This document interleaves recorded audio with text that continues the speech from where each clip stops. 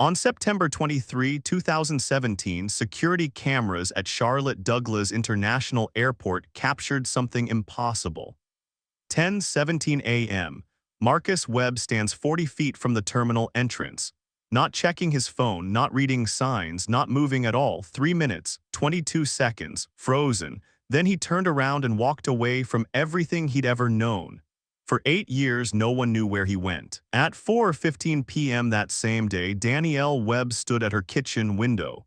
Waiting, her husband called every day at this exact time, had called every single day for 2.5 years. The phone didn't ring. At 4:16, she checked to make sure it was working. At 4:17, she started to worry. By 5:20, she was at the police station, trying to explain to an officer who kept saying teenage boys and probably just needed space that Marcus didn't do this. Marcus called. Marcus always called. But Marcus's phone had gone dark at 9:48 a.m. on I-77 South. It would stay dark for 920 days. For 8 years, Danielle Webb existed in a space where no language lives, not widow, he wasn't dead, not abandoned, he hadn't left a note. Just gone. His mother, Gloria, descended into Alzheimer's and forgot she had a son. His sister, Kiana, shouldered the family's collapse while raising her own daughters. His best friend, Derek, kept Marcus's parking spot empty at the high school where they'd taught together, kept it empty even after the oak tree that shaded it was struck by lightning and died. Danielle wore her wedding ring for 7 years. Finally took it off on September 22, 2025. The next day, Marcus walked into his own memorial service, still wearing his father's stopped watch, still wearing his wedding ring. Confused about one thing: why is everyone crying? You're about to discover how a 34-year-old history teacher vanished in broad daylight and became someone else entirely. How a dissociative fugue, a rare psychological break triggered by anxiety, sleeplessness, and the weight of caring for everyone except himself, erased Marcus Webb's identity so completely that he spent 8 years as David, tending a church garden in Jacksonville, Florida, wearing a wedding ring he couldn't explain. How he kept a notebook without knowing why. How he taught children hand gestures for emphasis without remembering he'd been a teacher. How his body remembered what his mind forgot. And how a Facebook algorithm, a volunteer's double take, and the 8th anniversary of his disappearance converged on the same impossible moment: Marcus Webb walking into a room full of people saying goodbye to a man who was standing right in front of them. This is the Marcus Webb case, the resurrection that wasn't a miracle. September 23, 2017, Asheville, North Carolina. Saturday morning arrives with the kind of gray light that belongs only to September in the mountains. 5:30 a.m. Marcus Webb wakes in the dark of his bedroom 2 hours before his alarm and knows immediately that sleep is finished with him. He's been awake since 3:14 a.m., lying still, listening to Danielle breathe beside him, watching the ceiling. The static is loud tonight, his mother's Alzheimer's diagnosis looping, the IVF appointment circled on the calendar 2 weeks away, Principal Harris's budget cut email, and underneath it all, something formless and dreadful he can't name. His thumb finds his father's watch in the dark, the Timex with the scratched face that stopped working in 2009. He rubs the crystal the way he's done since he was 17, since the funeral, since his father pressed it into his palm and said, "Keep time for both of us now." The watch never kept time again. Marcus has never taken it off. At 5:45, he gives up, slides out of bed without waking Danielle. The floor knows where to creak and where to stay silent. He navigates the dark hallway the way you navigate a body-muscle memory, no thought required. The treadmill in the spare bedroom waits. He steps on, doesn't turn on the podcast like he usually does, can't handle more noise, just the machine's hum and the sound of his own breathing and the static that won't quiet. 20 minutes. He goes through the motions, doesn't feel his legs, doesn't feel anything except the pressure building behind his eyes. Normally, he'd whistle while exercising, the same 4 bars of "What a Wonderful World," a habit from grading papers that had bled into the rest of his life. This morning he can't remember the melody, can't access it through the static shower. He stands under the water for 12 minutes instead of his usual 5. The heat doesn't help, nothing helps. He watches the water circle the drain and thinks about how easy it would be to just keep driving today. Not to the library for the tutoring sessions he has scheduled. Just driving, south, anywhere, not stopping. The thought terrifies him. He's been having thoughts like this for weeks. Told Dr. Monroe about them at his last session 2 Thursdays ago. She'd asked if he was planning to act on them. He'd said no, mostly meant it. She'd suggested increasing his medication. He'd resisted, hated how the pills made him feel like he was watching his life through glass. 3 weeks ago, he'd stopped taking them entirely. Didn't tell Dr. Monroe, didn't tell Danielle, just stopped, thought he could handle it himself.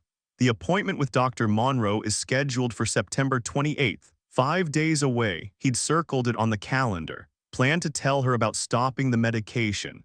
Plan to ask for help with the static that's getting louder. But that's 5 days from now. Right now, it's 6:15 a.m. and Marcus Webb is standing in his bathroom, towel around his waist, staring at a face in the mirror that he recognizes but doesn't quite feel belongs to him.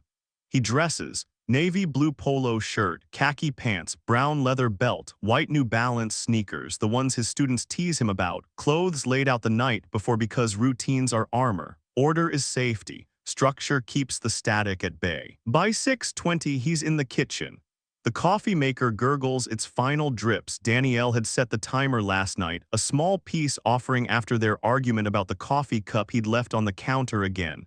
She's right, he does this, forgets small things, gets distracted, leaves evidence of himself scattered through the house like he's trying to prove he exists. He pours coffee, adds exactly 1 ice cube, watches it bob and melt, cooling the coffee to drinking temperature. His grandmother taught him this, said it was better than waiting, better than burning your tongue on impatience. He takes 2 sips, then stands at the window staring at nothing. The train horn sounds from the freight line 2 miles east. Marcus pauses, tilts his head, listens the way he always does. His grandfather worked the rails for 40 years. Told Marcus stories about the rhythm of it, the way the horn could sound lonely or triumphant depending on the day. Marcus has listened to that horn every morning for 6 years, has never quite decided which it is. This morning it sounds like goodbye. The thought arrives from nowhere, settles, won't leave. Behind him the bedroom door opens. Danielle appears in his old college sweatshirt, eyes still sleep-heavy, hair pulled back. She stops when she sees him at the window. "You're up early." Her voice is careful. They're both being careful since last night. Couldn't sleep. She moves to the counter, pours her own coffee, stands beside him but doesn't touch him. The space between them is 3 inches and something larger. Last night they'd argued, not a real fight, just the friction of small things building, the coffee cup on the counter, his distraction during dinner, the way he'd said what 3 times when she was talking about her shift at the hospital. She'd snapped. He'd withdrawn. They'd gone to bed without kissing goodnight.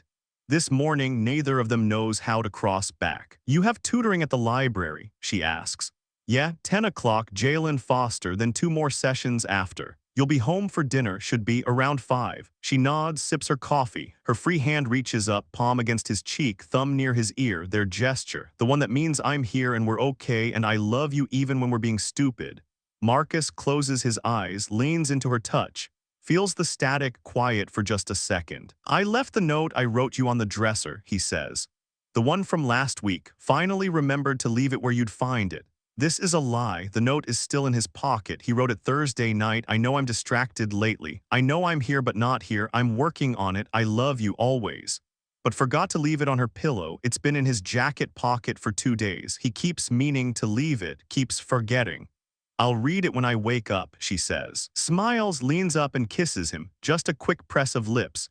Routine, ritual, proof of normalcy. But Marcus is already pulling away, checking his watch, the broken one that shows 2:47 forever, checking his phone, the working one that shows 6:47 a.m. "I should get going," he says. Danielle's smile falters. "It's Saturday, tutoring isn't until 10, you've got 3 hours. "I know, I want to swing by school. Grab some materials from my classroom, get coffee at Blue Ridge." "You have coffee here." "I know." She studies his face. He can feel her looking for something, finding it or not finding it. He doesn't know which. "Okay," she says finally. "Drive safe." "I will." He should kiss her again, should cross the 3 inches, should tell her about the static, about stopping his medication, about the thoughts that terrify him, should ask her to make him stay instead. He picks up his keys from the counter, checks his pockets, wallet, phone, the note he won't leave. "Love you," he says. "Love you too." She's already turning back toward the bedroom, doesn't see him pause at the door, doesn't see his mouth open to say something more, doesn't see him close it again and leave. Marcus walks to his 2014 Honda Accord parked in the driveway. The September morning is cool, damp, smells like autumn leaves beginning to decay. He opens the driver's door, sits, adjusts the rearview mirror exactly twice, muscle memory from driver's ed, a habit he's never broken. In the reflection, he can see their house, the window where he was just standing, Danielle's silhouette moving through the kitchen. He should go back inside. Instead, he starts the engine. The route to school is automatic, Chestnut Street to Merriman Avenue, but his hands drift on the wheel. The turn for school passes. The car continues south toward I-26.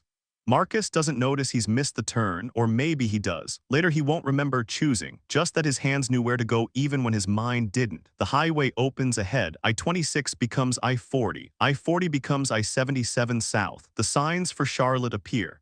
At 9:48 a.m. somewhere on I-77 south, Marcus's phone goes dark. Battery died, or he turned it off. Later, he won't remember which. Won't remember anything about this drive except the static getting louder and the need to make it stop at 10:15 a.m. Marcus parks in the long-term lot at Charlotte Douglas International Airport. He doesn't remember making this decision, doesn't remember exiting the highway. Just finds himself here, engine off, keys in his lap. He sits for a moment, staring at the terminal in the distance. Then gets out, locks the car, starts walking. Security footage will show him approaching the terminal, show him stopping, show him standing perfectly still for 3 minutes and 22 seconds while travelers flow around him like water around a stone, show him turning around, show him walking away. The last frame captures Marcus Webb at 10:23 a.m. heading southeast toward Billy Graham Parkway, carrying nothing, looking at nothing, disappearing into a gap in camera coverage. He will not be seen again for 8 years. At 4:15 p.m. that same day, Danielle Webb stands at the kitchen window where her husband stood that morning, waiting for his call, the call that always comes. The phone doesn't ring. At 4:16, she checks her phone, no missed calls, no texts. At 4:17, the static arrives for her too, not the same static Marcus heard, but close. The sound of something going terribly, irreversibly wrong. She doesn't know yet that he's gone. Doesn't know that he's standing in a gap between camera frames, between identities, between the man he was and the man he's about to become. Doesn't know that the note he promised to leave is still in his jacket pocket. Doesn't know that she's just lived through the last normal morning of her life. But her stomach knows. Mother's instinct, wife's instinct, the primal certainty that lives in the body before it reaches the brain. Something is wrong. She picks up her phone, dials Marcus's number, listens to it ring and ring and ring. Then his voice recorded cheerful from another lifetime. "Hey, it's Marcus, leave a message." She hangs up, calls again, same result. By 5:20 p.m. she'll be at the police station. By midnight she'll know about the car at the airport. By morning, she'll have watched the footage of her husband standing motionless, then walking away. But right now, it's 4:18 p.m. on September 23, 2017, and Danielle Webb is standing at the window, phone pressed to her ear, listening to the sound of ringing that will never be answered. And somewhere south of Charlotte, Marcus Webb is walking. He doesn't know where he's going. He doesn't know who he is. The static has won. But that was September 23, 2017. 8 years later, September 23, 2025, 127 people gathered at Mount Zion AME Church in Raleigh, North Carolina to say goodbye to Marcus Webb. Officially this time, the program listed him as in loving memory. The flowers spelled out beloved son, husband, friend. Kiana stood at the podium, mid-eulogy, saying words about a brother who'd been gone so long that missing had calcified into lost. But to understand how we got here, to this room full of people mourning a man who is about to walk through the door, we need to go back to the moment Danielle realized something was wrong. September 23, 2017, 4:15 p.m. Danielle Webb stands at the kitchen window, the same window where Marcus stood that morning. Waiting, her phone sits on the counter. Silent, 4:16 p.m. She picks it up, checks the volume, checks for missed calls. Nothing. Marcus calls every day at 4:15, has called every single day since they moved to Asheville 2.5 years ago. After work, before dinner, just to check in, just to say I'm thinking about you, just to hear her voice. The ritual is so consistent that Danielle has built her afternoon around it. Finishes her shift at the hospital at 3:45, drives home, gets there by 4:10, makes tea, waits. He's never missed it, not once. 4:17 p.m. She tells herself it's nothing. The tutoring session ran long. He's driving and won't use the phone. He'll call any minute, but her stomach knows better. That primal certainty that lives in the body before it reaches the brain. Something is wrong. 4:20 p.m. She calls him. The phone rings once, twice, 3 times. 4. Then his voice, recorded, cheerful. Hey, it's Marcus. Leave a message. She doesn't leave one, hangs up, calls again immediately. Same result. 4:25 p.m. She calls the Asheville Public Library, asks to speak to Marcus Webb. He should be in the tutoring room, session A. The librarian checks, comes back on the line. I'm sorry, ma'am, we don't have any tutoring sessions scheduled for today. Our Saturday program doesn't start until next week.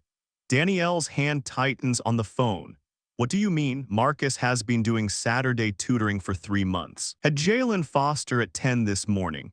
Let me check our records. A pause, keyboard clicks. Ma'am, I'm showing that Marcus Webb is registered as a volunteer tutor, but his sessions are Thursdays and Fridays. We're closed to the public on Saturdays for renovations until October 1st. The world tilts just slightly, just enough. But he told me. Danielle stops, rewinds the morning conversation. You have tutoring at the library, she'd asked. Yeah, 10 o'clock. Jalen Foster. He'd been so certain, or had he been? Had she heard certainty, or had she assumed it? Thank you, she manages, hangs up, stands in the kitchen, phone in hand, trying to make the pieces fit. Marcus left at 6:47 this morning for tutoring that doesn't exist. Said he was swinging by school first, getting coffee at Blue Ridge Roasters. That was 9.5 hours ago. She calls Blue Ridge. Lewis answers, the owner who knows Marcus by name, who has his order memorized. Lewis, did Marcus come in this morning? Danielle, no, haven't seen him. Everything okay? She doesn't answer, just thanks him and hangs up. Calls Derek Thompson, Marcus's best friend, the person who knows Marcus's schedule almost as well as she does. Derek picks up on the second ring. Hey Danny, what's up? Have you heard from Marcus today? Marcus, no, why? He's doing his Saturday thing, right? Tutoring. Library says there's no tutoring today. Silence, then what do you mean? I mean, Marcus told me he had tutoring at 10 this morning, but the library is closed for renovations. He's not there, he's not at Blue Ridge, he's not answering his phone. Derek, where is he? She can hear Derek moving, urgency in the sound of it. Okay, let me call him. Maybe his phone died. Maybe he got his days mixed up and went somewhere else. There's an explanation. Call me back. I will, Danny. It's gonna be fine. Marcus doesn't just vanish. But Derek's voice has an edge to it, the same edge that's building in Danielle's chest. She paces. Kitchen to living room to bedroom. The house feels too small, too quiet, too full of Marcus's absence. His coffee cup from this morning still on the counter. He forgot it again. His side of the bed still unmade. His towel on the bathroom floor. Her phone rings. Derek. He's not answering. Went straight to voicemail. I tried 3 times. Danielle's breath comes shallow. Okay, I'm going to check the school. Maybe he's in his classroom and his phone died. Maybe. I'll meet you there 20 minutes. She grabs her keys, drives to Asheville City High School faster than she should. The parking lot is nearly empty. Saturday late afternoon, only a custodian's truck and the football coach's Jeep. She parks near the east entrance and runs to the doors. Locked. She pounds on the glass, nothing, circles the building to the athletic entrance. That door's propped open, the football team is practicing. She slips inside, takes the stairs to the second floor. Room 214, Marcus's classroom. The door is locked, dark inside. She presses her face to the window. Empty desks in neat rows, whiteboard clean, no Marcus. Derek arrives as she's trying the door a 3rd time, as if trying harder will make it open. His car, Derek says. Let's check his spot. They run to the faculty lot. Marcus parks in the same place every day, 3rd row, far left near the oak tree. Creature of habit, routine as religion. The spot is empty. Okay, Derek says, and his voice is doing what Danielle's is doing, trying to stay calm while panic builds underneath. Okay, so he's not here, he's somewhere. We just have to figure out where. Danielle pulls out her phone, opens Find My iPhone. They share locations, have since they got married just in case, just for safety. She pulls up Marcus's name, location unavailable. Last known location, 7:12 a.m. Chestnut Street, their house this morning before he left, nothing since. His phone's been off since this morning, she says. Her voice sounds far away. Derek, his phone's been off for 9 hours. Derek's face changes, the forced calm cracks. We need to call the police. 5:20 p.m. Asheville Police Department. The officer at the desk is young, bored, already thinking about dinner. He takes Danielle's information with the weariness of someone who has heard this before. And you last saw your husband when? This morning, 6:47. Has he done this before, taken off without telling you? No, never. Marcus doesn't do this.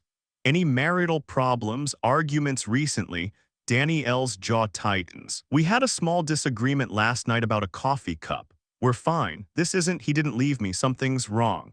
Ma'am, in cases like these, adult men often just need space. They usually come back within. He calls me every day at 4:15, has called every single day for 2.5 years. He didn't call today. His phone is off. He told me he was going to tutoring that doesn't exist. He's not at school. He's not at the library. He's not answering his phone. Something is wrong. The officer looks up from his form, really looks at her for the first time, sees past the hysterical wife assumption to the truth underneath. This woman knows something is wrong. This woman is not mistaken. He picks up his phone. Within an hour, a detective arrives. Anna Morrison, 46, 22 years on the force, seen enough to know when to take something seriously. She sits across from Danielle and Derek in a small interview room. Yellow walls, fluorescent lights, coffee that tastes like metal. Walk me through the morning, Morrison says, everything you remember. Danielle does, the early wake-up, the coffee, the argument from last night still hanging between them. Marcus saying he was going to school, then tutoring, the kiss goodbye, the last words, love you too. What was he wearing? Navy polo, khakis, white sneakers. His father's watch, silver Timex, the face is scratched, his wedding ring. Any medications? Danielle hesitates. This feels like betrayal, but she answers. He takes sertraline for anxiety. He's been on it for 6 years. Was he depressed? Any talk of suicide? No, he's stressed. His mother was just diagnosed with Alzheimer's. We're doing fertility treatments, but Marcus isn't. He wouldn't. Her voice breaks. Derek's hand finds hers across the table. Morrison writes, asks about bank accounts, credit cards, whether Marcus has family out of state, whether there's anyone he might run to. Then, I need you to prepare yourself for all possibilities. Sometimes people need to disappear for reasons we don't understand. Sometimes they are in trouble. Sometimes they've come to harm. We're going to look for him, but I need you to be ready for whatever we find. Danielle nods, can't speak. Morrison makes calls, puts out a bolo, be on the lookout for Marcus's vehicle. Silver 2014 Honda Accord. License plate TRN 4739. Contacts hospitals within a 50-mile radius, starts building a timeline. By midnight, there's still nothing. No sightings, no accidents, no activity on his phone, his bank account, his credit cards. Marcus Webb has simply evaporated. Kiana drives up from Raleigh after Danielle calls at 9 p.m., barely able to get the words out. Gloria is confused, can't understand why everyone is upset, keeps asking, but where would he go? On a loop that makes Kiana want to scream, they gather at the Chestnut Street house. Danielle, Kiana, Derek, Gloria, sitting in the living room where Marcus sat just yesterday, waiting for the phone to ring, waiting for the door to open, waiting for this to make sense. At 2:30 a.m., Detective Morrison calls. We found his car. Danielle's heart starts. Where? A Charlotte Douglas International Airport, long-term parking lot. What? Why would he? Is he on a flight? We're checking manifests now, but Mrs. Webb, his car was locked, empty, no signs of struggle, and we've pulled security footage. I need you to come down to the station tomorrow. There's something you need to see. Before we continue, I want you to hear something. This is Marcus Webb's voicemail greeting, the one that was still active 8 years later. The one Danielle called hundreds of times just to hear his voice. Silence for 3 seconds. Hey, it's Marcus. Leave a message. Silence for 2 seconds. That greeting stayed active for 920 days. If you called Marcus Webb's number in 2018, in 2020, in 2024, you'd hear his voice. Cheerful, present, unaware that he was already gone. Danielle called it so many times in those first months that she wore the recording into her memory. Could hear it when she wasn't calling, could hear it in her sleep. Hey, it's Marcus, but Marcus wasn't there, wasn't anywhere they could find. September 24, 2017, 10:00 a.m. Danielle sits in Morrison's office watching security footage on a computer screen. Timestamp 10:15 a.m. A silver Honda Accord pulls into the long-term lot. Parks in space D47. A man gets out, navy polo, khakis. Even from this distance, Danielle recognizes the way he moves, the way he checks his pockets, the way he locks the door twice. Habit, paranoia, Marcus's particular brand of careful. He walks toward the terminal. The camera follows him for 30 seconds, then he exits the frame. Morrison clicks to another camera, terminal exterior. Wide shot, timestamp 10:17 a.m. Marcus appears from the right side of the frame, walking toward the entrance, shoulders slightly hunched, hands in pockets, 20 feet from the doors, 15 feet, 10, then he stops, just stops. Watch, Morrison says quietly. Danielle watches. Marcus stands, doesn't check his phone, doesn't look at the arrival/departure boards. Doesn't seem to be waiting for anyone, just stands. People flow around him like water around a stone. A woman with a rolling suitcase nearly clips him. He doesn't move. 10 seconds, 20, 30. How long does he stand there? Danielle whispers. 3 minutes, 22 seconds. Danielle can't breathe, can't look away.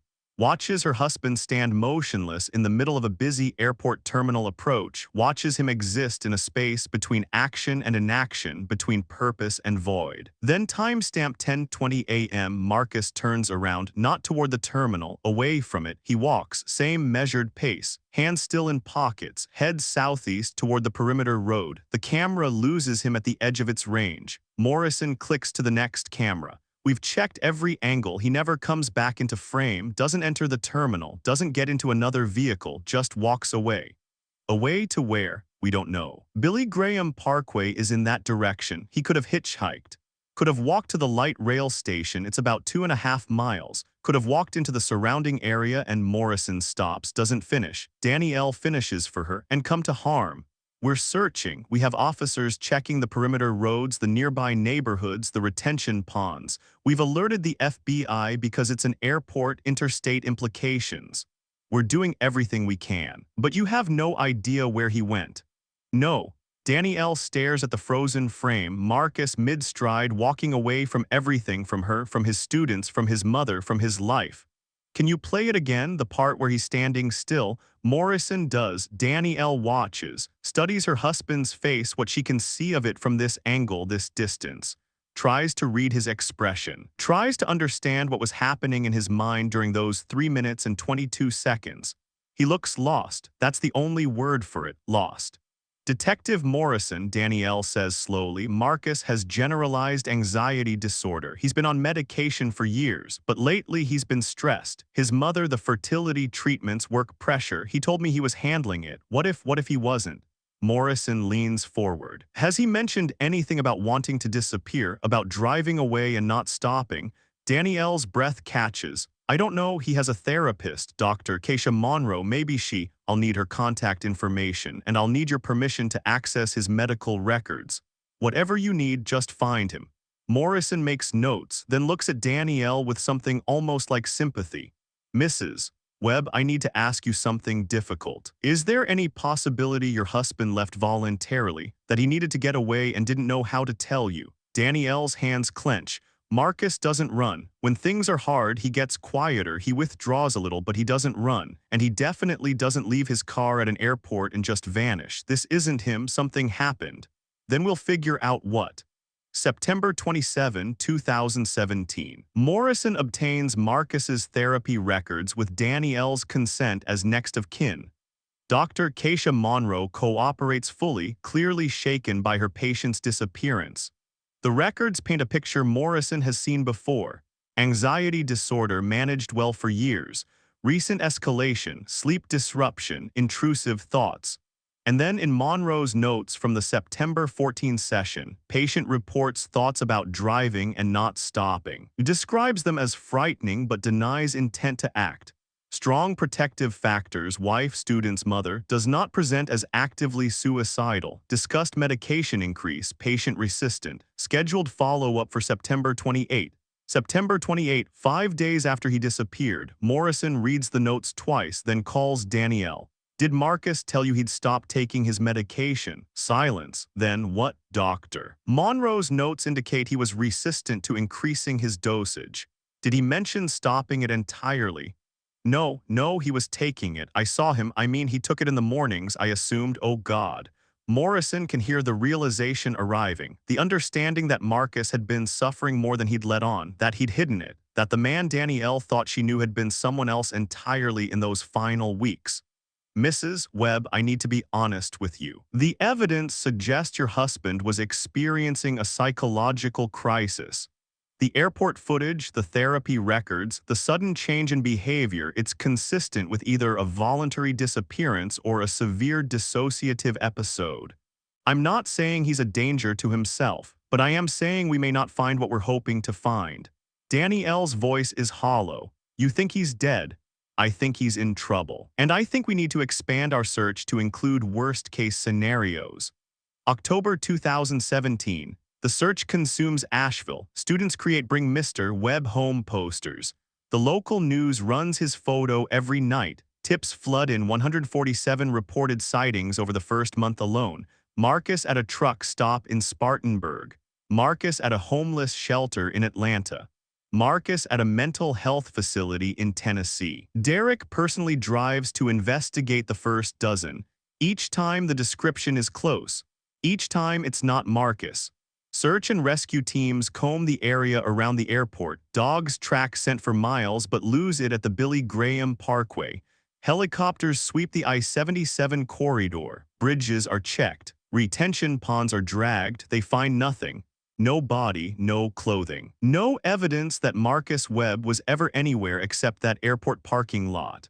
On October 17, 1 month exactly after his disappearance, Asheville City High School holds a candlelight vigil. 400 people attend. Students read letters they wrote to Mr. Webb. Derek speaks, barely makes it through. Danielle stands in the parking lot under the oak tree where Marcus always parked and cannot cry because if she starts, she'll never stop. Gloria, having one of her increasingly rare clear days, approaches the microphone. Kiana tries to stop her, but Gloria shakes her off. My son is alive, Gloria says, her voice strong, certain. I'd know if he wasn't. A mother knows. You can search all you want. You can tell me I'm wrong, but I'm not. Marcus is out there, and one day he's coming home. The crowd doesn't know whether to applaud or stay silent, settles for a murmur of uncomfortable hope. Danielle watches from the back, wants to believe Gloria's certainty, wants to share it, but she's seen the footage. She's read the therapy notes. She knows what Morrison thinks, what the FBI thinks, what the statistics say about missing persons who vanish without a trace. After 48 hours, the chances of finding someone alive drop dramatically. It's been 3 weeks and 3 days. The first year is survival, barely. Danielle loses weight euros 14 pounds in 6 weeks. Can't taste food, can't focus.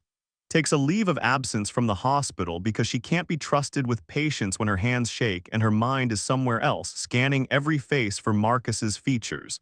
She sleeps on his side of the bed, wears his college sweatshirt daily. Calls his phone just to hear his voicemail. The phone company keeps the number active, some kindness in their bureaucracy, some exception to policy for wives who need to hear their husbands say, hey. It's Marcus one more time. She can't enter Blue Ridge Roasters. Tried once in November, made it as far as the door. Lewis saw her through the window, started to wave, and she turned and walked away so fast she nearly collided with a parking meter. Marcus's classroom at school sits empty. They offered it to a substitute teacher. Danielle begged them not to. Derek backed her. The principal relented. Room 214 stayed locked, frozen at September 22, 2017.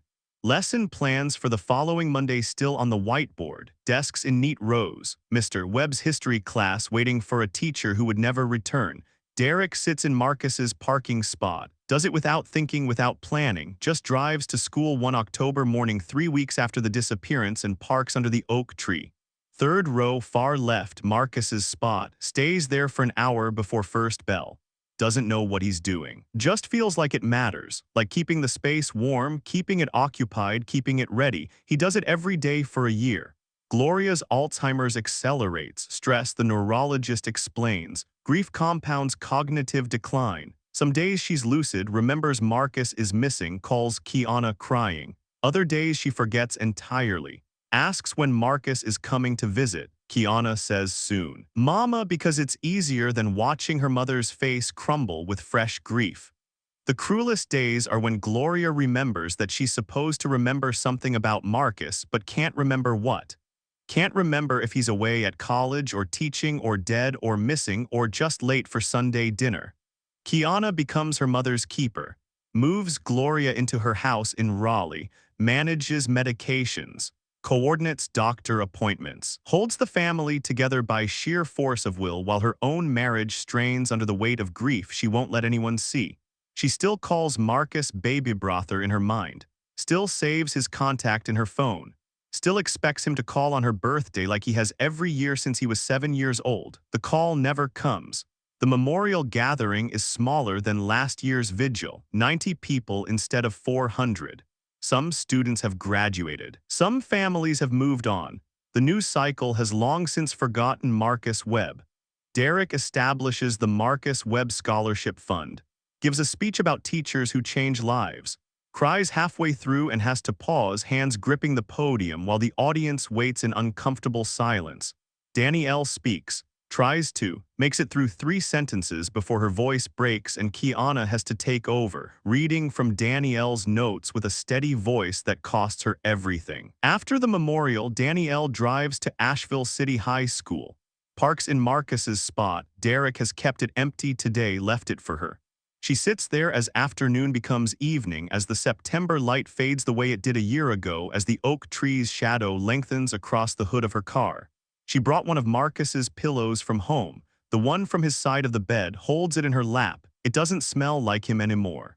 This realization hits with physical force. She presses the pillow to her face, breathes deep, searches for any trace of Marcus's scent euros, his soap, his deodorant, the particular smell of him that she'd know in the dark. Gone, washed away by time and her desperate need to keep it close. She sits in the parking lot until campus security asks her to leave at 11 p.m., drives home, puts the pillow back on his side of the bed, lies down beside it and understands finally that absence has its own smell, its own weight, its own presence. Marcus is gone, not coming back. She doesn't believe this yet, but she knows it. The difference between the two will take years to resolve. Stop for a moment. Imagine this. You wake up one morning, your husband kissed you goodbye, said he loved you, walked out the door the way he's done 1,000 times. By lunchtime, he's gone. By dinner, he's still gone. By midnight, the police are searching Bridges. Tomorrow, his car is at an airport he never flew from. Next week, investigators are asking if he wanted to die. Next month, they've moved on to other cases. Next year, people stop asking how you're doing because they don't want to hear the answer. They don't want to stand next to your grief anymore. It makes them uncomfortable, reminds them that anyone can disappear, that the person sleeping beside you could evaporate between breakfast and lunch, and the year after that, and the year after that, until one day you realize they're never going to find him, and worse, you might have to learn to be okay with that. Now imagine living that for 8 years. That's Danielle's story. But while Danielle was learning to let go, 450 miles south in Jacksonville, Florida, a man who didn't know his name was learning to hold on to something he couldn't remember losing. 2019. 2 lives, 450 miles apart. In Asheville, Danielle starts grief counseling. Sits in a circle with other people who have lost spouses, widows, mostly one widower. They all have death certificates. They all have bodies to bury. They all have the word closure, even if they don't have the feeling. Danielle has none of these things. The counselor asks what she needs to heal. Danielle says a body, and the room goes quiet because nobody knows what to do with ambiguous loss. With a husband who is Schrödinger's cat, both dead and alive until someone opens the box and checks. In Jacksonville, a man the shelter workers call David tends the garden at St. Augustine Catholic Church. He doesn't know how he knows about plants, doesn't remember learning the names of herbs or the rhythm of seasons, but his hands know. They know to pinch basil to make it grow bushy. No to water tomatoes at the roots, not the leaves. No to pull weeds before they choke the good growth. Father Miguel Santos watches David work, sees someone gentle, lost, trying to build something when he doesn't remember what he's building toward. You're good with the growing things, Father Santos says one afternoon. David looks up, dirt under his fingernails, sun in his eyes. I don't know why, he says, just feels right. 2020, the pandemic. Danielle works the COVID ward at Mission Hospital. 12-hour shifts in an N95 that leaves marks on her face. She volunteers for the worst shifts, the dying patients, the ones nobody else wants. Her colleagues think she's brave. She's not. She just needs to be too exhausted to think, too tired to dream, too wrung out to remember that it's been 3 years since Marcus disappeared, and she still sets 2 plates for dinner sometimes, just in case. This is the first year she doesn't visit his car in the storage unit, doesn't make it to the anniversary memorial. Tells herself it's the pandemic, tells herself it's being essential staff, knows deep down that she's starting to forget not Marcus, never Marcus, but the sharp edges of grief they're wearing smooth. Guilt arrives with this realization. If she lets go, who holds on? In Jacksonville, the church closes to public mass. David lives in the old rectory now. Father Santos offered it when the pandemic started. Said you're safer here than the boarding house. David tends the garden every day, grows vegetables for the church's food distribution, feeds people, doesn't know why this feels important, just knows it does. At night he has dreams, fragments, a classroom, rows of desks, a woman with dark hair touching his face, someone calling him a name that isn't David. He wakes confused, tries to hold onto the images, but they slip away like water. 2021. In Asheville, Gloria moves to assisted living. Kiana can't manage her anymore, the wandering, the midnight confusion, the aggression that comes with late-stage Alzheimer's. Lucid days become rare, once a month maybe, then once every 2 months. On the good days, Gloria asks about Marcus. Kiana tells her he's away, mama, he'll call soon. On the bad days, Gloria doesn't remember she has a son. Kiana doesn't know which is crueler. In Jacksonville, David starts helping with the church's youth programs. Father Santos notices he's good with the teenagers, patient, kind, engaged, asks questions that make them think, listens with his head tilted 15 degrees to the left. You should be a teacher, Father Santos says. David pauses. Something in those words resonates, feels true. Maybe I was, he says. Before what? I don't know, before this. Father Santos doesn't push, just squeezes David's shoulder. Whoever you were, you're doing good now, that's what matters. David wants to believe this. Some days he does. 2022, 5th anniversary. In Asheville, Danielle doesn't wear her wedding ring to work anymore, takes it off before her shift, puts it back on when she gets home. Tells herself it's practical, the gloves, the hand washing, the risk of losing it, knows she's lying. Derek is the only colleague from school who still comes to the anniversary memorial. They stand together under the oak tree struck by lightning 2 years ago, dead now, city planning to cut it down next month. 5 years, Derek says. Yeah, you holding up. Danielle looks at the dead tree, the empty parking spot beneath it that nobody uses anymore. I don't know what I'm holding up or who I'm holding it for. Derek's hand finds hers, squeezes. Says nothing because there's nothing to say. In Jacksonville, David keeps a notebook now, started it last year. Doesn't know why, just woke up one morning needing to write things down. He documents the fragments. There's a school. I'm standing at the front of her room. A woman touches my face with her palm against my cheek. Someone calls me baby brother. One word said with love, a watch, silver. The face is scratched. It stopped working, but I can't take it off. He reads these entries and feels recognition without understanding. Like finding a photograph of yourself at an age you don't remember. Proof you existed, proof you were someone. But who? There's a unique cruelty to loving someone who isn't dead but isn't findable. Grief demands a body, closure requires proof. But Danielle had neither, just Marcus's parking spot under an oak tree that would eventually die, his stopped watch in a drawer she couldn't open, his voicemail she couldn't delete. She was married to a man who might be alive. She was grieving someone who might walk through the door tomorrow. She existed in the space between widow and wife where no language lives. Psychologists call this ambiguous loss, the kind of grief that comes when someone is physically gone but psychologically present, or physically present but psychologically gone. The parent with Alzheimer's who doesn't recognize you. the soldier missing in action. The husband who vanished at an airport, but that clinical term doesn't capture the specific torture of it. The way you keep setting 2 plates for dinner just in case. The way you can't date because you're married, can't mourn because he might be breathing somewhere. The way every stranger with his build makes your heart stop. The way you live in permanent hope and permanent despair, simultaneous, contradictory, unbearable.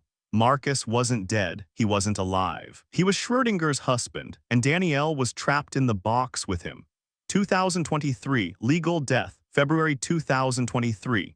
Danielle files the petition to have Marcus declared legally dead. Required 7 years missing, no evidence of being alive, exhaustion of reasonable search efforts. Her lawyer, a kind woman in her 60s who specializes in estate planning, explains the process gently. You don't have to do this, you can wait. But without a declaration of death, you can't settle his affairs, can't access life insurance, can't move forward legally. Can't move forward, Danielle echoes. That's been the theme for 6 years. Can't move forward, can't move backward, can't move at all. She signs the paperwork. April 11, 2023. Marcus would be 40, would have been, is, the tense is impossible. The court declares Marcus Dwayne Webb legally dead. Date of death listed as September 23, 2017, the day he disappeared. As if he died the moment he walked away from the terminal. As if the 8 years in between don't count. Danielle receives the official certificate in the mail, holds the paper, reads it 3 times, deceased. The word makes it real in a way 6 years of absence didn't. She sits on the floor of her apartment, moved out of the Chestnut Street house last year, couldn't bear it anymore. Too full of ghosts, and cries for the first time since that first night. Cries until her throat is raw and her eyes are swollen and she's shaking with the force of it. Marcus is dead, legally, officially, on paper. But somewhere in a place she can't access, Danielle still feels him breathing. June 2023, the life insurance pays out, $350,000, the amount they'd chosen when they got married, when they were planning for children and mortgages and a future that felt certain. Danielle donates half to the Marcus Webb Scholarship Fund, uses the rest to pay off debts they'd accumulated, her debts now singular possessive. Medical bills from the therapy she stopped attending, credit cards she'd used to hire private investigators who found nothing, moves to a smaller apartment downtown, 1 bedroom, no room for ghosts, no extra space for missing husbands. Packs Marcus's things into boxes, most of them, keeps his father's watch, keeps one of his sweatshirts, keeps the leather notebook with the last entry dated September 21, 2017. The noise is getting louder. Dr. M says to name it. I don't have a name for this. She reads that line often, wonders if the noise ever stopped, wonders if Marcus found a name for it, wonders if he's alive somewhere freed from the static, happy and whole and completely unaware that he left her behind. 2024. Rebuilding, January 2024. Danielle joins a support group for families of missing persons, meets people who understand ambiguous loss, who get it when she says, I don't know if I'm a widow or a wife, and don't try to fix it or offer platitudes. One woman's son disappeared in 2009. Another woman's husband walked out for cigarettes in 1998.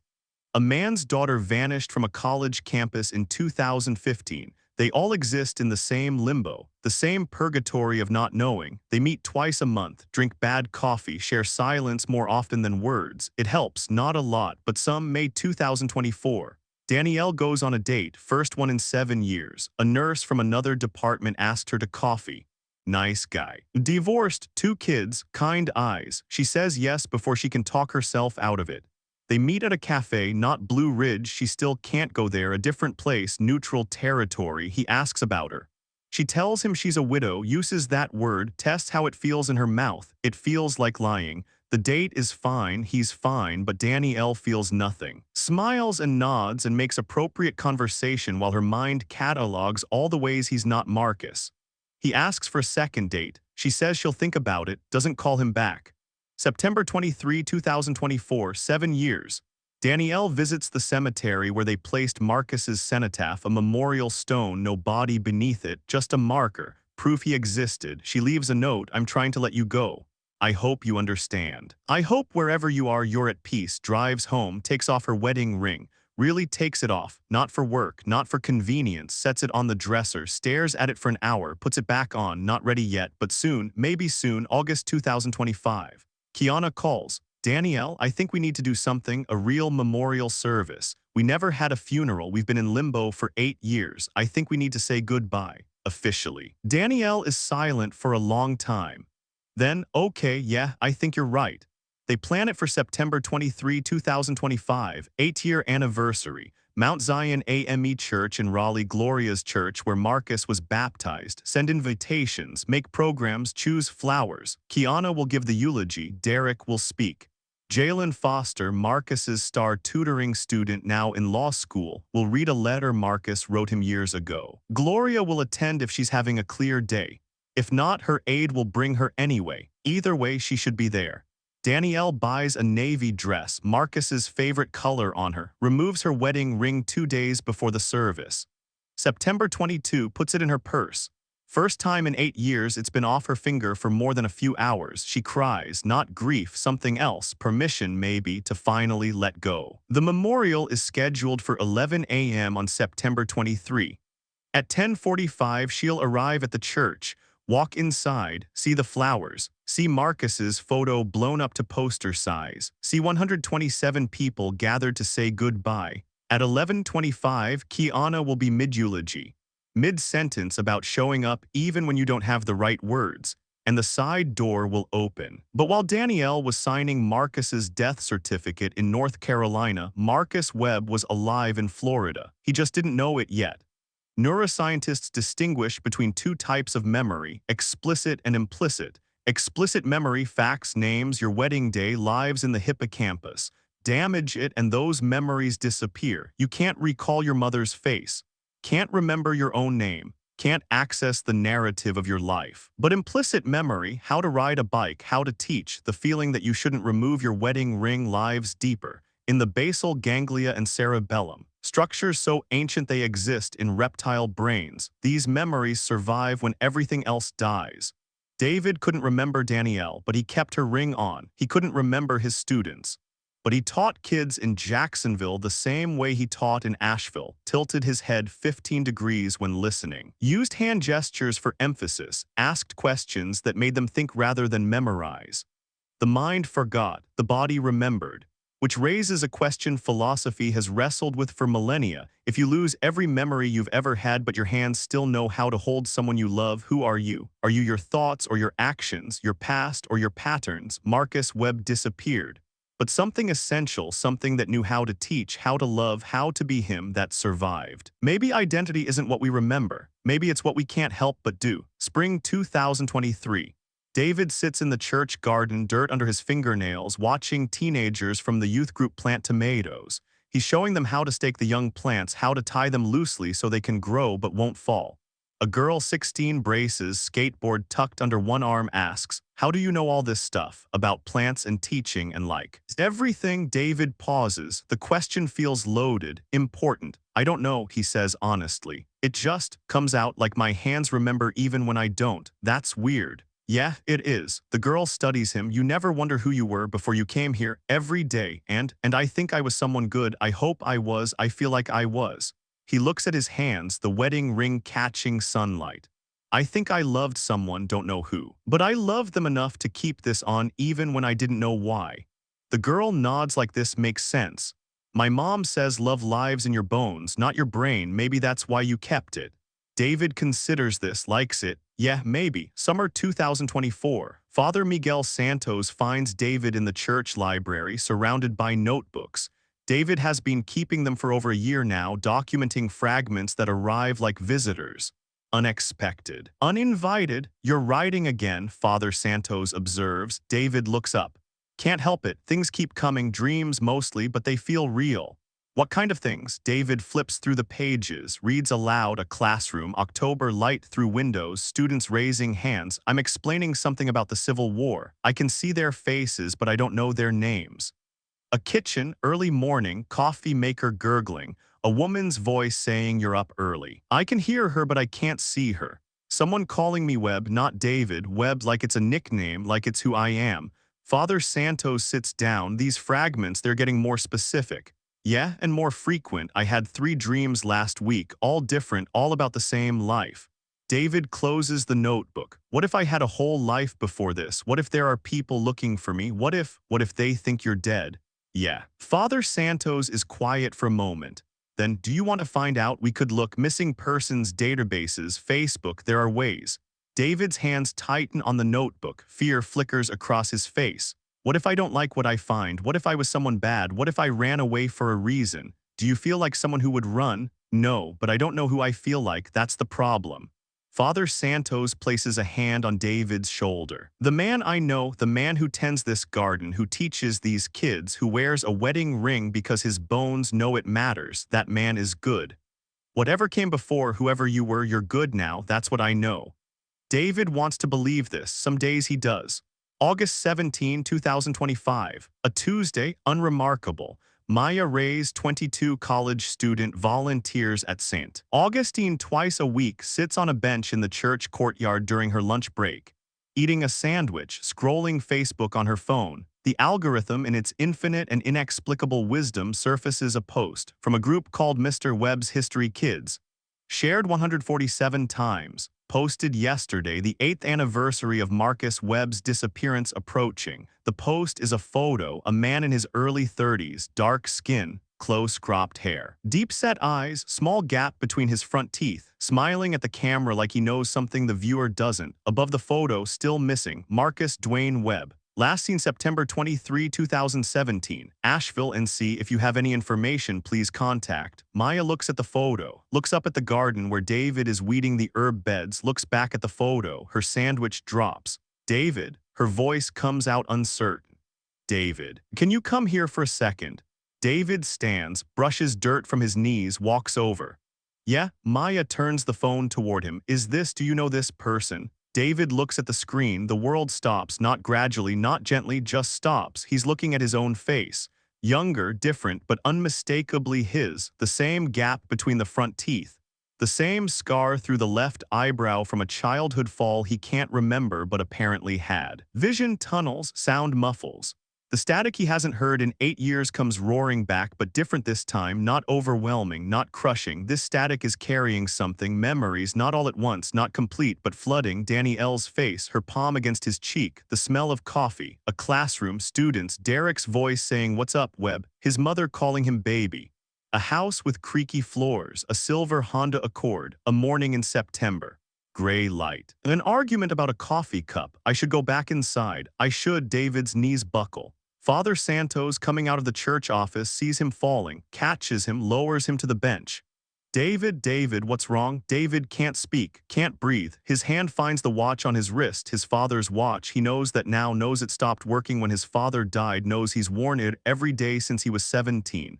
My name, he manages. Voice cracking. My name is Marcus.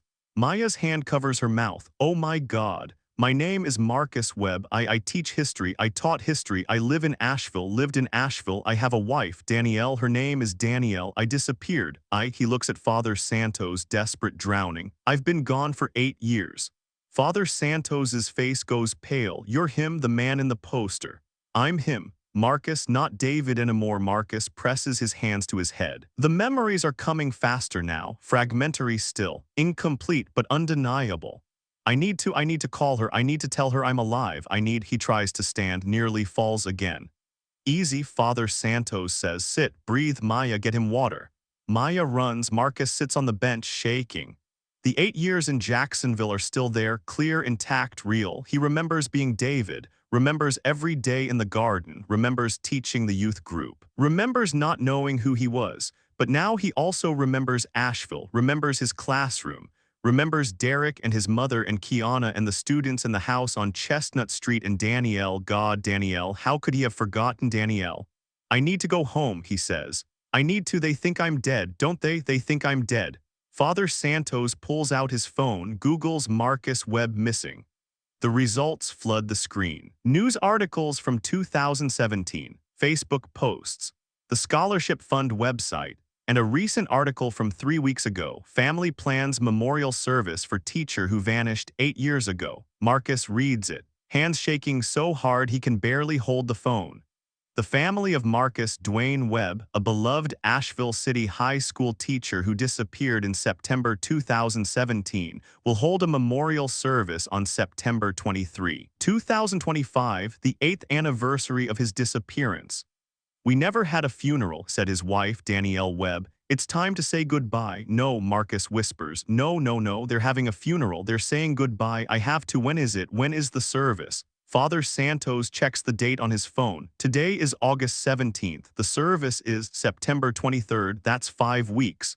"I need to get there. I need to tell them I'm alive. I need." Marcus stands. Too fast. The world spins. Father Santos steadies him. "Okay, okay, we'll figure this out. First, we need to verify your identity, then we'll contact the authorities. Then, I don't have time for authorities. I don't have ID, I don't have documentation, I don't have anything except," he holds up his wrist, the stopped watch. "This and this. The wedding ring, and 8 years of not knowing who the hell I am." Marcus. Father Santos's voice is firm, gentle. "You've waited 8 years. You can wait one more day to do this, right? We'll call the Asheville police. We'll verify your identity. We'll make sure when you walk back into their lives, you're not a ghost. You're real." Marcus's breathing slows. He nods.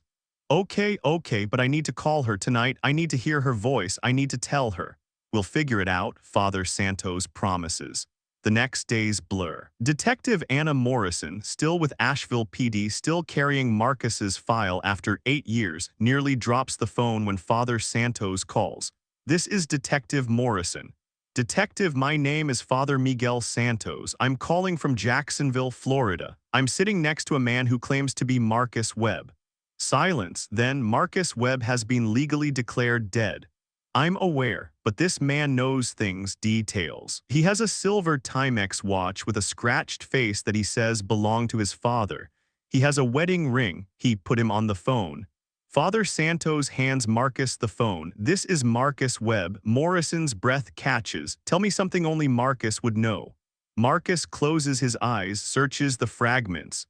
"Danielle touches my face when she wants my full attention. Palm on my cheek, thumb near my ear. She leaves her shoes in the middle of every room and I just move them without complaining. Derek calls me Webb. My mother calls me baby and I pretend to be embarrassed. I have a student named Jalen Foster who I helped get into Duke." His voice breaks. "I whistled 'What a Wonderful World' when I graded papers, the same 4 bars over and over. I don't know why, I just did." Morrison is silent for a long time, then quietly, "Jesus Christ, it's really you. It's really me. Where have you been?" "I don't know. I mean, I've been here, Jacksonville, but I don't remember leaving. I don't remember the first month. I just woke up one day and didn't know who I was, lived as someone else, David. They called me David, and I didn't know I was anyone else until yesterday when someone showed me my missing poster."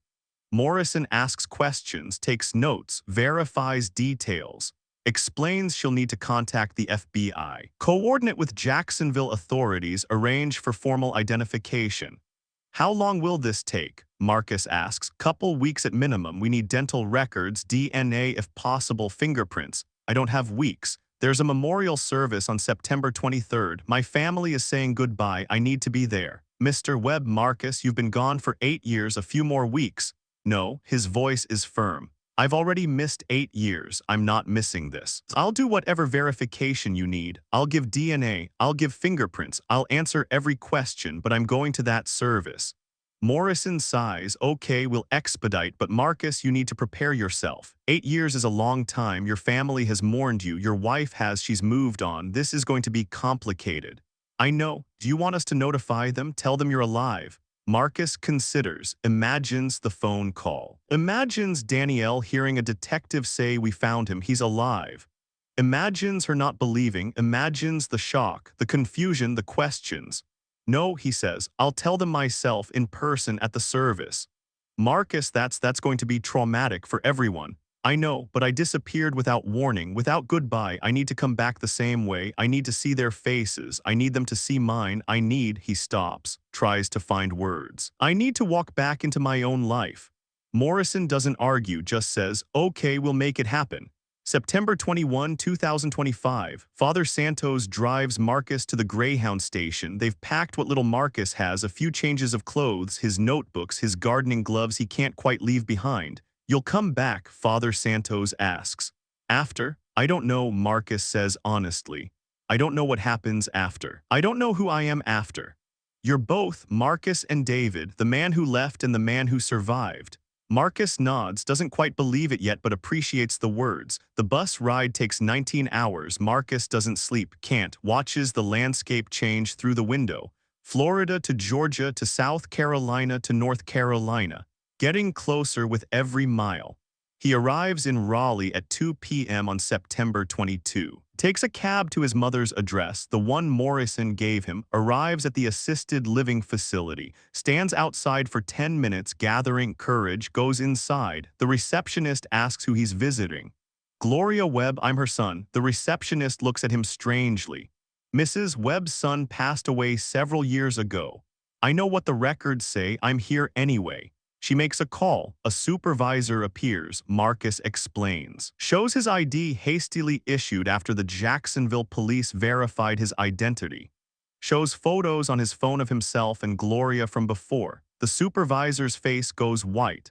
I need to call her daughter, Kiana. She's the primary contact. I can't just... Please don't, not yet. I just want to see her. 5 minutes, please. Something in his face convinces her. She leads him to room 237.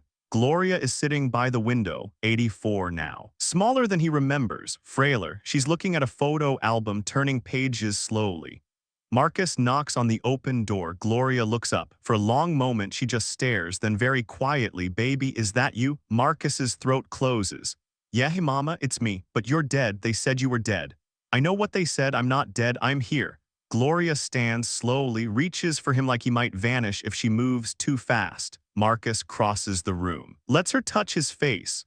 His hair, his hands. "You're real," she whispers. "I'm real." "Where have you been?" "I don't know, Mama. I don't remember, but I'm back now." Gloria pulls him into a hug, holds him tight, starts crying, not sad tears, not confused tears, recognition tears. "I knew," she says into his shoulder. "I told everyone. I said a mother knows, and I knew." They stand there for a long time, Marcus holding his mother holding him. Both of them crying. When they finally pull apart, Gloria's lucidity is already fading. Marcus can see it in her eyes, the clarity dimming. "Where's Marcus?" she asks. "He should be here." His heart breaks. "I'm right here, Mama." "No, my son Marcus. He's coming to visit." "Mama," but she's gone back into the fog. Marcus stays for another hour, sits with her, holds her hand, knows she won't remember this tomorrow, knows it doesn't matter, she knew him. For those 5 minutes she knew, he doesn't call Danielle, doesn't call Kiana, doesn't warn anyone. Instead, he goes to his old neighborhood, stands outside the Chestnut Street house. It's been rented to someone else, different car in the driveway, different curtains in the windows. He walks to Asheville City High School. It's Sunday. The parking lot is empty. He finds his old spot. Third row, far left. The oak tree is gone, cut down to a stump. He stands there for a long time, trying to remember September 23, 2017, trying to access the moment his mind broke. The moment he decided, or didn't decide, couldn't decide, to drive south instead of teaching Jalen Foster. The memories are still fragmentary, still incomplete. He remembers the static, remembers the airport, remembers standing motionless, trying to understand why his feet had brought him there. But he doesn't remember choosing to leave. Doesn't remember choosing any of it. He sits on the curb where the oak tree used to shade, pulls out his notebook, the David notebook, the one he kept in Jacksonville, opens to a blank page. Writes, September 22, 2025, "I'm about to walk back into my own life. I don't know what happens next. I don't know if Danielle will forgive me. I don't know if I can forgive myself. But I know I have to go. I know I have to show up. Tomorrow." September 23, they're saying goodbye. "I'm saying hello. God, I hope they're ready." He closes the notebook, sleeps that night in a hotel, lies awake most of it, staring at the ceiling, wearing his father's stopped watch and his wedding ring and the weight of 8 years. Marcus wakes at 5:30 a.m., exactly the time he used to wake up. Showers, dresses in the only clothes he has, khaki pants, a plain white button-down, not what he would have chosen. But it'll do. Looks at himself in the hotel bathroom mirror. The man looking back is 42, gray in his hair, lines around his eyes, thinner than he was, weathered, but it's him, Marcus Dwayne Webb, teacher, husband, son, brother, friend, lost, found, different, the same, he doesn't know which, doesn't know if it matters. At 9 a.m., he takes a cab to Mount Zion AME Church in Raleigh, arrives 2 hours early, sits in the parking lot, watches people arrive, recognizes some faces, doesn't recognize others. At 11:00 a.m., the service begins. He can hear the organ through the walls. At 11:20 a.m., he hears Kiana's voice, muffled but clear, his sister, his baby brother. He stands, walks to the side entrance, the one that leads directly into the sanctuary, puts his hand on the door, takes a breath, opens it. 11:25 a.m., Mount Zion AME Church, Raleigh, North Carolina. Kiana Webb Robinson stands at the podium mid-sentence. Marcus taught me that showing up matters even when you don't have the right words. He showed up for his students every day. He showed up for our mother when she needed him. He showed up for everyone except the side door opens. The creak of hinges cuts through her words. The congregation turns, that collective shift of attention, 100 heads moving as one. A man steps through. Time doesn't slow, but perception does. The brain processing impossibility frame by frame, trying to reconcile what the eyes see with what logic knows. He's thinner than the photos on the easels. Gray threads through his hair where there was none. His face is weathered, sun-darkened, lined in ways it wasn't 8 years ago. The clothes don't fit right, khakis too short at the ankle, white button-down wrinkled from travel. But the gap between his front teeth, the scar through his left eyebrow. The silver Timex watch with the scratched face. The way he stands, shoulders slightly hunched, hands uncertain, looking at the room like he's trying to understand a language he used to speak. Kiana's mouth opens, no sound comes out. The paper she's reading from slips from her fingers, drifts to the floor in lazy spirals. Someone in the fourth row gasps, then another. The sound ripples through the sanctuary like wind through wheat. Gloria Webb, sitting in the front row with her aide, stands slowly, her hands gripping the pew in front of her for balance. She's having one of her clear days, the kind that comes maybe once a month now, where the fog lifts and she knows who she is, who her children are, what year it is. Baby, her voice carries in the stunned silence. Baby, is that you? Marcus, because it is Marcus Webb, undeniably, impossibly Marcus Webb, takes a step forward into the aisle. His eyes scan the room, taking in the flowers, the blown-up photographs of himself, the program that reads in loving memory, the faces of people he knows and doesn't know, changed and unchanged. His gaze lands on his own photo, 34 years old, smiling, alive in a way that feels like another person, another lifetime. Mom, his voice is hoarse, uncertain. 8 years of disuse, of being David, of not being anyone at all. Why is everyone crying? The question lands like a stone in still water. Derek Thompson is the first to move. Stands so fast his chair scrapes against the floor, the sound sharp and real in the dreamlike moment. What the hell, Webb? And then chaos, not loud chaos, quiet chaos. The kind that comes from a room full of people trying to process the impossible. Murmurs build. Someone says, is that, and doesn't finish. Someone else says it can't be, but their voice sounds less certain than their words. Danielle hasn't moved. She's sitting in the second row, navy dress smooth across her lap, hands folded, wedding ring in her purse where she can't see it, can't feel its absence.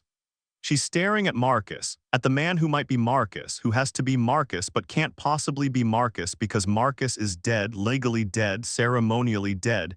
She signed papers and received money and moved apartments and removed her ring. She's staring at his left hand. He's still wearing his wedding ring. The gold band she matched when they got married. The ring that should be in a drawer somewhere or lost in an airport or buried with whatever's left of him. But it's there, on his finger. Worn smooth from 8 years of wearing, Marcus's eyes find hers. The room disappears. The congregation, the flowers, the photographs, Kiana frozen at the podium, Gloria standing in the front row, all of it falls away. It's just them. Husband and wife. Separated by 8 years and 15 feet and an ocean of grief that neither of them knows how to cross. Danny, just her name, the way he used to say it, the way no one else says it. Danielle's hands start shaking. She grips the pew, tries to stand, can't, tries to speak, can't, just sits there staring while her brain struggles to reconcile 8 years of absence with the presence in front of her. You're dead, she says finally, voice flat, factual. You're dead. I signed papers, you're dead. I know what the papers say. Marcus takes another step down the aisle, closer. I'm sorry, I'm so sorry, I don't remember leaving, I don't remember choosing, he stops, tries again. I woke up one day and didn't know who I was and I've been trying to figure it out for 8 years and 3 weeks ago I did and I came home. Kiana finds her voice. You've been alive this whole time? Yes. Where? Jacksonville. Florida, I lived there, worked at a church. I didn't know, I swear to God, I didn't know who I was. Bullshit. Kiana's voice is sharp, 8 years of grief calcifying into fury. You don't just forget who you are, you don't forget your mother, your sister, your wife. I did. Marcus's voice breaks. I did forget all of it. I woke up in a shelter in October 2017 and couldn't tell them my name, couldn't remember anything. They called me David because they needed something for their records. And I lived as David, and I didn't know I was anyone else until someone showed me my missing poster 3 weeks ago and it all came back. Silence, then Derek, voice thick, dissociative fugue. All heads turn to him. It's a real thing, Derek continues. Psychological break, usually triggered by extreme stress. People forget who they are, start new lives, sometimes for days, sometimes for years. I read about your case, Webb, after you vanished. Read everything, every theory. That was one of them. Marcus nods. That's what the doctors said when I got my memory back, when they verified who I was. You got verified, Danielle's voice still flat, still processing. Detective Morrison from Asheville PD, she's the one who investigated. I called her from Jacksonville. Gave her details only I would know. She coordinated with the FBI. They verified my fingerprints, my dental records. I'm real, I'm me. He looks at Danielle. I'm your husband. No, Danielle stands now, shaking. No, you were my husband. 8 years ago, you were my husband, but you left. You got in your car and you drove away and you stood in an airport for 3 minutes doing nothing, and then you walked away from everything and you left me here to wonder if you were dead in a ditch. Or if you just didn't love me enough to stay, and I spent 8 years trying to figure out which would hurt less, and now you walk in here, to your own funeral, and you think you can just say you forgot. Her voice rises with each word. 8 years of grief and rage and love and loss pouring out. You forgot me, you forgot us, you forgot the life we built and the plans we made and the baby we were trying to have. You forgot your mother who has Alzheimer's and spent the last 8 years forgetting you while you were forgetting her. You forgot your sister who raised her kids without their uncle. You forgot your students who needed you. I didn't choose to forget. Marcus's face is wet. He's crying openly now. I didn't choose any of this. Something in my brain broke. The stress, the anxiety, the medication I stopped taking, it all built up and something broke, and I drove to that airport and I don't remember why. And I stood there and I don't remember thinking. And I walked away and the next 4 weeks are just gone, and I woke up not knowing my name, and I tried. I tried so hard to remember, and I couldn't, until I could. And the second I could, I came home. Your home doesn't exist anymore, Danielle says, voice quieter now, more broken than angry. I packed your things, I moved apartments, I sold your car, I declared you dead. I scattered your ashes in my mind 1,000 times, I grieved you, I let you go, and you don't get to just come back. I know, you don't get to walk through that door and expect everything to be the same. I know. We're not the same people anymore, Marcus. You left in 2017. I waited in 2017, but we're different now. You're different, I'm different, and I don't know if there's a way back from that. Marcus nods, wipes his face. I know, and I'm not asking for everything to be the same. I'm not asking you to forget the last 8 years or pretend they didn't happen. He looks at her, really looks at her. I'm just asking for a chance to know who you are now, to let you know who I am now, to see if the people we became can find each other again. Danielle stares at him for a long time, then very quietly, I took off my ring 2 days ago, first time in 8 years. I know I'm still wearing mine, never took it off, didn't know why, felt wrong. That's not fair. I know, you don't get to make this romantic. I'm not trying to. You don't get to walk in here and make me hope again. I know, I'm sorry. Danielle closes her eyes. I don't know if I can do this. Okay, I don't know if I want to. Okay, but her voice breaks. I still love you, and I hate that I still love you, and I hate that you're here, and I hate that you're alive, and I'm so glad you're alive, and I don't know what to do with any of this. Marcus takes one more step, close enough now that he could reach for her, doesn't, just stands there giving her space to choose. You don't have to know, he says softly. You don't have to decide anything right now. I'll stay in Raleigh. I'll give you time, I'll give you space, I'll give you whatever you need, but I'm here, I'm alive, and I'm not leaving again. Danielle opens her eyes, looks at him, at this man who is her husband and isn't her husband, who died and didn't die, who left and came back. She takes a step toward him, then another. Then she's standing in front of him, close enough to touch. Close enough to see the new lines around his eyes, the gray in his hair, the ways 8 years have changed his face. Close enough to smell him, different soap, different life, but underneath it, something familiar, something that lives deeper than memory. Her hand lifts, palm against his cheek, thumb near his ear, their gesture. Marcus closes his eyes, leans into her touch, makes a sound that's half sob, half breath. I can't promise anything, Danielle whispers. I know. I can't promise I'll forgive you. I know. I can't promise we'll be okay. I know. But she pauses. I need to know everything, where you were, what you did, who David was, all of it. Okay, and you need to know who I became without you, what I had to do to survive, how I changed. I want to know. Danielle drops her hand, steps back. Not today. Today I need to. I can't. She looks around the sanctuary, at the flowers, the programs. The funeral that's no longer a funeral.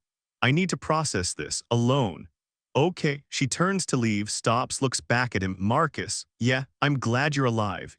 Yeah, even if I don't know what that means yet, even if I don't know what happens next, I'm glad. Marcus smiles, small, real, me too. Danielle walks down the aisle, out the door, into the September afternoon. The congregation watches her go, then turns back to Marcus. The memorial service that isn't a memorial service continues for another hour.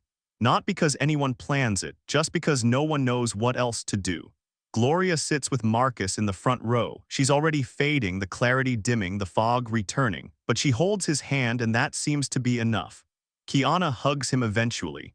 After 20 minutes of standing at the podium, staring at him, trying to reconcile the brother she grieved with the stranger in front of her. Her hug is tight, angry, desperate. Don't you ever do that again, she says into his shoulder. Don't you ever. I won't. Promise me. I promise. Derek just looks at him for a long time. Then you owe me 8 years of Thursday night dinners, Webb. I know. I kept your parking spot. I saw the trees gone. Lightning 2 years ago. Everything changes. Yeah, everything.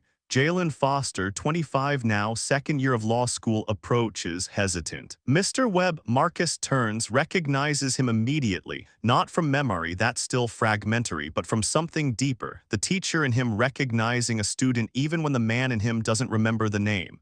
Jalen, you got into Duke. Jalen's eyes widen. You remember. I remember writing your recommendation letter. I remember thinking you were going to change the world. Marcus smiles. Did you? Working on it. Good, keep working. Before we continue, look at this. Marcus Webb's left hand. Wedding ring, white gold, worn smooth from 8 years of wearing. He put it on in 2014 when he married Danielle. Never took it off, not when he forgot who she was, not when he didn't understand what it meant. Just knew he wasn't supposed to remove it. Danielle Webb's left hand, no ring. She took it off 2 days ago. First time in 8 years. Put it in her purse, hasn't put it back on. 2 rings, same marriage, different meanings now. This is what resurrection looks like, not the moment of return, the aftermath, the years of figuring out what survives. Here's what no one tells you about people coming back from the dead. It doesn't fix anything. Marcus walked into that church, the same man who left 8 years ago, same gap in his teeth, same scar through his eyebrow, same stopped watch on his wrist. But Danielle wasn't the same woman. She'd spent 920 days learning how to live without him. She'd buried his clothes, deleted his number from speed dial, scattered his ashes in her mind 10,000 times. She'd become someone who could survive his absence. And now he was asking her to become someone else again, someone who could survive his presence. Resurrection isn't a miracle in these moments. It's a disruption. The Marcus who left in 2017 doesn't get to pick up where he left off. The Danielle who waited in 2017 doesn't exist anymore. They're 2 different people now, meeting for the first time, wearing the faces of people they used to love. The question isn't can they go back to how things were. The question is, can they build something new from the wreckage? This is the part of the resurrection story they don't include in scripture. Not the moment of return, the aftermath. The months and years of learning how to live with someone who came back different. Learning how to love someone you grieved. Learning how to forgive someone who didn't choose to hurt you but hurt you all the same. And whether love, real love, not the memory of it, can survive that kind of transformation. 6 months after Marcus walks into his own memorial service, he's living in a small apartment in Raleigh. Not with Danielle, not separated from Danielle exactly, just apart while they figure out what together means now. They meet twice a week. Wednesdays for dinner, Saturdays for coffee, dating their own spouse, learning each other again. Danielle asks questions. Marcus answers what he can remember. She tells him about the years he missed. He listens. It's slow, it's hard. Some days they make progress, some days they don't. Her ring is still in her purse. His is still on his finger. They don't talk about what that means yet. Marcus starts teaching again, not at Asheville City High, too many ghosts there. At a community college in Raleigh. Adjunct position, American History 101. The first day he introduces himself. I'm Marcus Webb. I was a teacher before, then I wasn't, now I am again. Let's see if I remember how this works. The students laugh nervously. They don't know his story yet. They will eventually, but for now he's just their professor. He still tilts his head 15 degrees when listening, still uses hand gestures for emphasis, still asks questions that make them think rather than memorize. The body remembers. Gloria passes away in March 2026, peacefully, in her sleep. Her last clear day was September 23, 2025, the day she saw Marcus in the church, the day she said, I knew, I told everyone I knew. Kiana tells Marcus, you gave her that last moment of knowing she was right, that her son came home. Marcus isn't sure he gave her anything, but he's glad she had it. They bury her next to Marcus's father. Put Marcus's name on the family plot. He's not dead anymore, but the stone was already there waiting. Danielle comes to the funeral, sits beside Marcus, holds his hand, doesn't let go for 3 hours. Derek Thompson retires from teaching in May 2026, 30 years in the classroom, decides he's done. At his retirement party, he gives a speech. I became a teacher because I wanted to change lives. But the truth is my students changed mine, especially one, my best friend, who taught me that sometimes people come back, and when they do, you make room for them even when it's hard, even when it doesn't make sense, even when they've been gone so long you forgot what it was like to have them there. He looks at Marcus in the audience, raises his glass. Welcome home, Webb. Marcus raises his water glass back. Good to be home. The Marcus Webb Scholarship sends its 11th student to college in September 2026, a girl from Asheville who wants to be a history teacher. Marcus meets her, shakes her hand, says, make them love it, make them see that history isn't about dates and dead people. It's about understanding why people do what they do, why they leave, why they stay, why they come back. She nods, promises she will. In December 2026, Danielle invites Marcus to Christmas dinner at her apartment. Just dinner, she clarifies, don't read into it.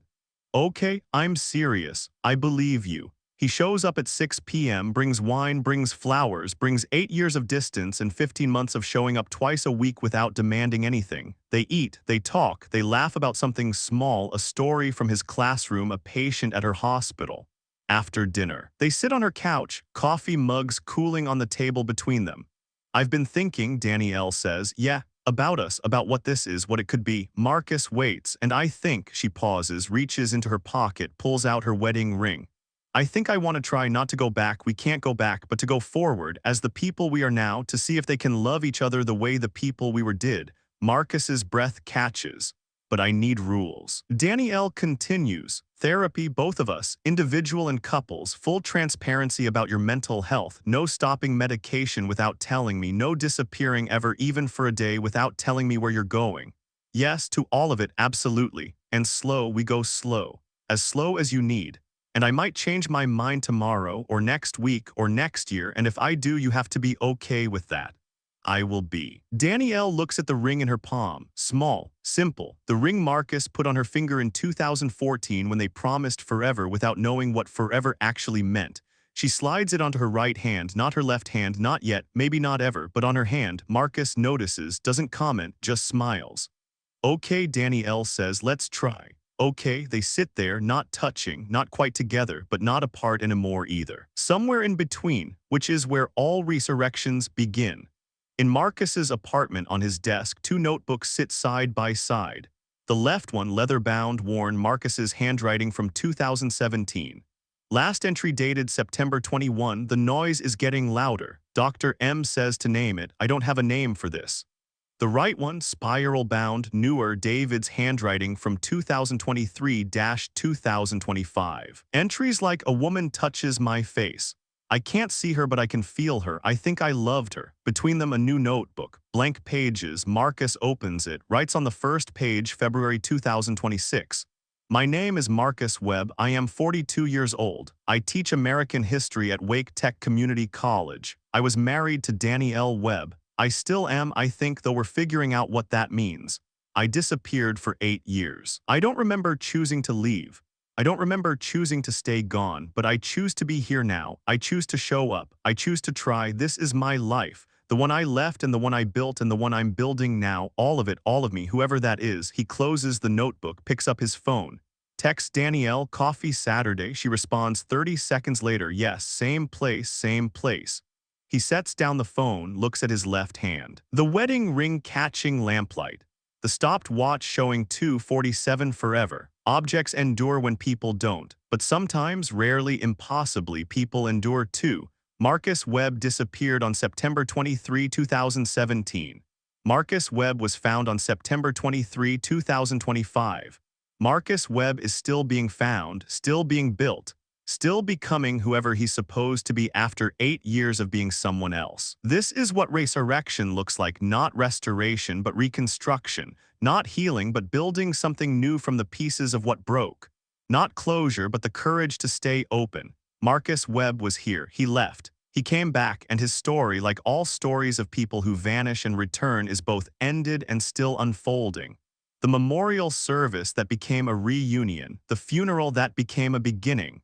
The man who showed up at his own funeral. Confused why everyone was crying. They were crying because they thought he was dead. They were crying because he wasn't. Both are true. Both will always be true. This is the Marcus Webb case. The resurrection that wasn't a miracle, just a man finding his way home.